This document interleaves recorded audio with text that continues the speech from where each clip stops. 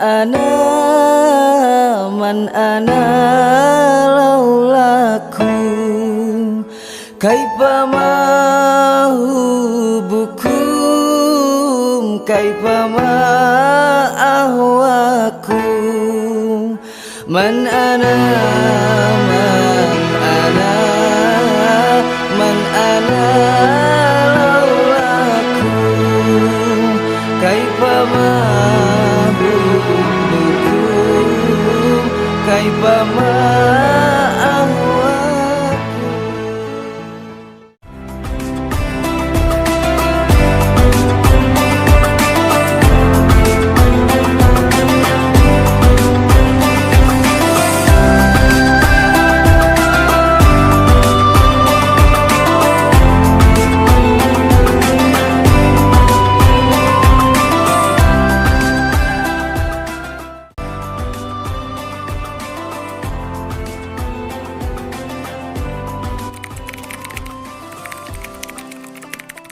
Saya berdua dengan kakak saya Zulmatin, sekarang nggak hadir, orangnya kurang sehat. Diikutin oleh abah saya naik sepeda. Beliau naik sepeda, saya jalan kaki berdua dengan kakak saya. Itu sampai Teluk Naga baru dah dilepas. Kamu mau naik mobil, angkot, mau jalan silakan. Jadi karena sudah biasa itu jalan kaki, kalau pulang itu dari Teluk Naga, Rawalini, saya pesantren pertama di Rawalini, itu sampai Teluk Naga selalu jalan kaki. Waktu itu di Kalibaru belum ada jembatan, jalan kaki sampai Keramat. Ya nggak betah naik motor, nggak betah. Ya karena udah dibiasakan jalan kaki. Nah itu diajarkan oleh saya punya orang tua supaya hidup itu harus rumasan. Hidup itu harus perih. Kalau kamu ingin berhasil untuk ilmu, ya seperti ini. Nggak boleh gaya-gayaan. Karena yang membuat orang susah itu, saya ingat itu nasihat beliau, yang membuat orang susah hidup di dunia ini karena gaya hidup. Ya, orang kaya walaupun ya kalau punya gaya hidupnya tinggi, dia akan susah, tetap dia akan gelisah hidupnya walaupun dia punya uang banyak. Begitu apalagi yang susah ngikutin gaya hidup orang kaya, ya lebih susah. Jadi orang itu kalau ingin senang, ingin tenang hidup itu termasuk ikutilah gaya hidupnya Rasulullah yang rumasa. Nah, itu dilatih begitu. Akhirnya saya menjadi kebiasaan begitu pesantren ke Jawa Timur juga itu cari sesuap nasi. Karena ketika saya pesantren ke Jawa Timur, orang tua saya jatuh sakit, nggak ada yang ngebiayain. Itu kadang ya dititipin jam tangan, kalau kesusahan jual aja jam tangan. Itu otomatis ya. Itu jalan kaki, pernah jalan kaki saya berpuluh-puluh kilometer ya, mencari sesuap nasi ya. Ingin pulang ke pesantren bisa ngaji lagi. Ya saya pesan ke Jawa Timur itu setahun sekali baru pulang. Selama hampir 5 tahun, setahun sekali pulang. Tahun sekali pulang.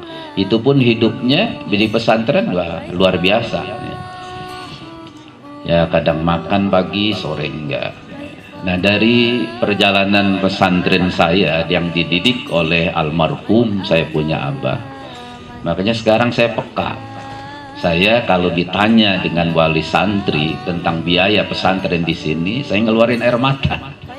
Nggak kuat. Kenapa? Ingat saya waktu pesantren susahnya. Makanya di sini digratisin bukan karena saya orang kaya, bukan. Bukan punya uang, yang kaya adalah Allah. Diserahkan aja sama Allah. Ya kedua dipesan sama guru saya, jangan sampai santri di sini bayaran.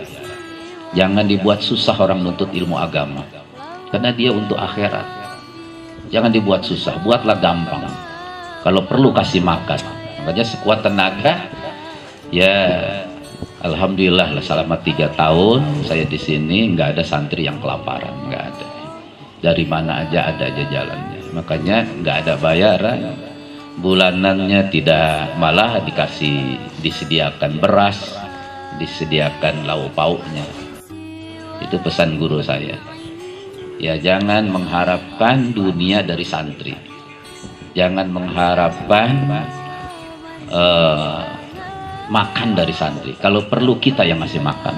Itu pesan guru saya. Ya makanya jadi dipadukan dengan didikan saya punya orang tua. Ya, itu luar biasa, dididik perih, ya, dididik perih. Makanya saya sampai di dalam hati saya suatu saat kalau saya ada pondok, walaupun hanya 2 orang santrinya, saya ingin mengadakan haul setiap tahunnya. Ya, saya nggak minta kepada orang lain, kepada keluarga, hanya minta sama Allah saja sudah. Ya, setiap tahunnya. Makanya alhamdulillah ini sudah kalau nggak salah 2 tahun sekaligus harlahnya pondok ya. Ya, ketiga tahunnya, ketiga tahun. Ya, tiga kali dengan 3 kali atau 4 kali lupa saya itu sama. 3 kali ya, baru 3 kali ini sekaligus harlah pondok ya. Jadi mohon doanya dari ibu bapak ya agar pesantren ini tetap jalan, taklim tetap jalan, pengajian tetap jalan ya, walaupun tidak ada sumbangan dari mana-mana seperti pesantren lain. Di sini saya sudah dirayu berapa kali dari provinsi, pemerintah provinsi suruh mendirikan sekolah. Tinggal terima kunci aja mau dibangun. Karena dia bilang kalau di tempat lain hanya proposalnya ada datang, tapi begitu disurvei santrinya nggak ada, tanahnya nggak ada. Nah kalau di sini dia bilang itu, kalau di sini santri ada, tanah ada, jadi kami bangun. Saya hanya mengucapkan terima kasih. Karena pesan dari guru saya sementara jangan ada sekolah dulu. Kalau mau diusahakan ijazah silahkan, kata guru saya. Ya sudah, akhirnya di sini saya hanya bilang terima kasih. Jadi berapa kali itu saya dirayu suruh bikin sekolah, saya tolak terus. Dan berapa kali sumbangan dari pemerintah pun buat MCK dan sebagainya saya tolak. Tapi kalau atas nama pribadi, misalnya camat datang, bupati datang, secara pribadi mau ngamal, mau sedekah baru saya terima. Tapi kalau instansi itu nggak boleh sama guru saya. Makanya di sini yang dibangun ini seperak pun tidak ada sumbangan dari pemerintah, tidak ada. Karena memang kalau ada sumbangan dari pemerintah, nanti program pesantren nanti harus laporan terus ke pemerintah, akhirnya akan ribet. Ya ribet, puyeng. Udah birokrasinya mendingan langsung dengan Allah aja, kata guru saya gitu, jangan dengan manusia. Ya kalau kita birokrasinya niatnya hanya kepada Allah, insya Allah walaupun santrinya 2 orang 3 orang diberikan ketenangan oleh Allah, ternyata memang benar ya. Padahal sebelumnya saya itu dapat honor sebelumnya. Kenapa honor? Tiap bulannya kena ngajar di mana saya alami selama saya belum ada di sini, ngajar di SD, SMP, SMK sampai perguruan tinggi dan universitas. Beberapa kampus saya ngajar mahasiswa dan mahasiswa sampai ke Bogor. Ngajar di Polda Metro Jaya di Jakarta setahun. Nah itu semua suruh ditinggalkan, kembali ke pondok lagi. Karena dulu basic saya dari pesantren Salafiyah. Makanya saya tinggalkan itu semua, walaupun dapat gaji, walaupun dapat honor, suruh tinggalkan. Dan minta gaji sama Allah aja. Caranya Allah alanya. Ya alhamdulillah saya bertahan. Justru saya memang kenyataannya tenang, lebih tenang ya. Kenapa? Birokrasinya langsung sama Allah aja. Gitu ya. Ya tetap kita berusaha sebagai manusia ya lahirnya, tapi batinnya pun kita berusaha mendekatkan diri kepada Allah. Itu sekilas tentang almarhum yang mendidik saya mendidik saya prihatin ya. Jadi nggak boleh. Waktu saya tinggal di Sepatan saja dulu itu kalau pulang ya, karena sebelum mendirikan pondok di sini di Sepatan dulu, itu kalau pulang ke sana yang ditanya oleh orang tua, kalau saya silaturahmi ke orang tua ditanya jalan kaki atau naik sepeda ke sini. Seharusnya kan naik motor atau naik mobil, tapi selalu yang ditanya itu jalan kaki atau naik sepeda. Nah itu diajar prihatin oleh orang tua kita, nggak boleh hidup ya bergaya-gayaan, seadanya saja syukuri gitu. Itu pesan dari almarhum. Nah begitu pula ibunda saya ini, kalau saya silaturahmi, kata ibu saya, jangan pulang dulu, di sini dulu masih kangen, kata ibu saya. Saya maksain karena memang ada taklim dengan santri di Sepatan waktu itu. Ternyata benar, di jalan hujan turun besar. Rupa-rupanya ini ibu saya ini nggak boleh pulang dulu ke pesantren, mungkin hujan akan turun besar. Ternyata memang turun hujan. Itu sering sekali itu. Makanya orang tua kita jangan kita sepelekan. Ini kata ulama itu, Imam Syafi'i, Imam Maliki, Imam Hanafi, Imam Malik bersepakat bahwa doa yang kita sampaikan itu sampai kepada orang yang meninggal dunia.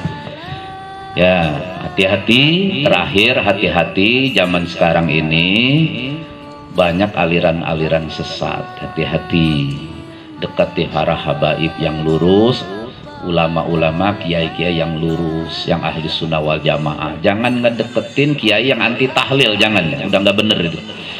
Kalau tengah ada ulama, ada kiai, wah nggak mau tahlil, jangan deketin dah itu. Ya, hati-hati sekarang. Macam-macam aliran, karena memang udah akhir zaman ya, udah akhir zaman. Jadi hati-hati, pilih guru yang benar, istiqomah, ahli sunnah wal jamaah ya, yang memang ya sudah mentradisi di kalangan orang-orang tua kita dulu. Walaupun orang tua kita dulu itu dianggap kita bodoh, tapi beliau lurus-lurus saja.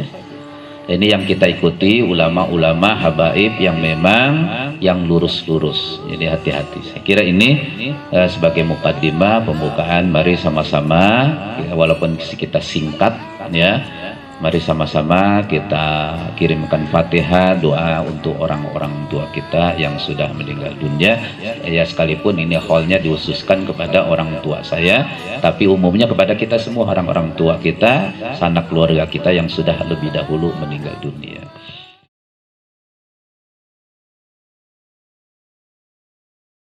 Tafsir dari yauma idzin tuhaditsu akhbaraha.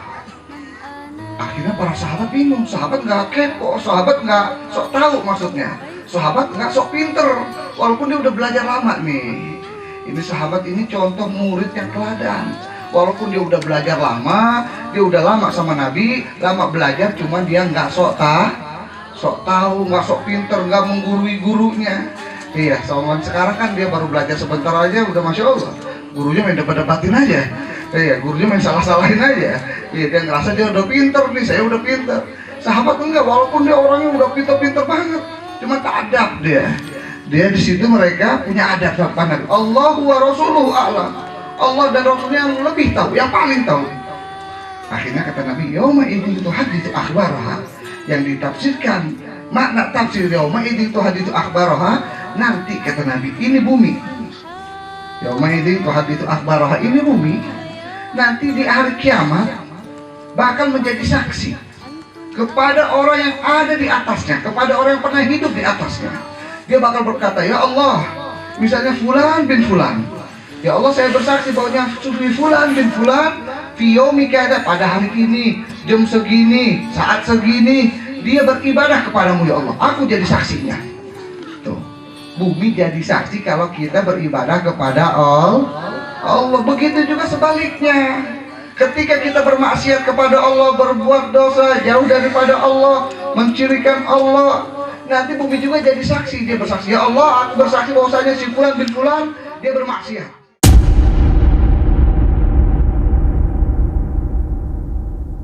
Lakum busyra al-ijabati wal qabul